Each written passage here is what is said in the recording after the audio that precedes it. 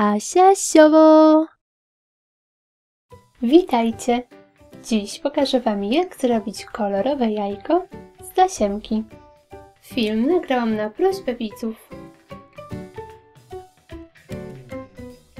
Szczegółową listę wszystkich potrzebnych przedmiotów znajdziecie w opisie tego filmu. Opalam koniec tasiemki. Przypinam ją na czubku jajka. Przeciągam tasiemkę przez całe jajko.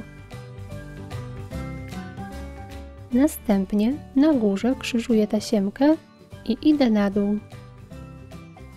Tu również krzyżuję. Robię 7 lub 8 takich pasków. Odcinam tasiemkę. Opalam koniec. Mocuję drugi kolor. Delikatnie opalam tasiemkę, by przylegała do jajka. Kontynuuję owijanie. Tu również robię taką samą ilość pasków.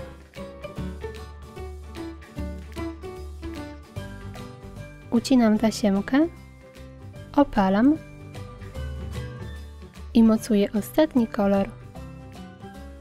Postępuję tak jak przy poprzednich.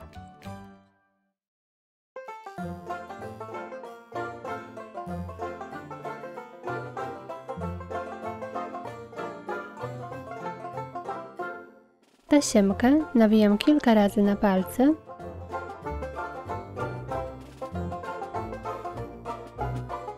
A następnie przywiązuję przez środek. Na koniec mocuję kokardę do pisanki. I gotowe! Taka pisanka będzie pięknie wyglądać w wielkanocnym koszyku. Możecie z niej też zrobić osobną ozdobę na stojaku.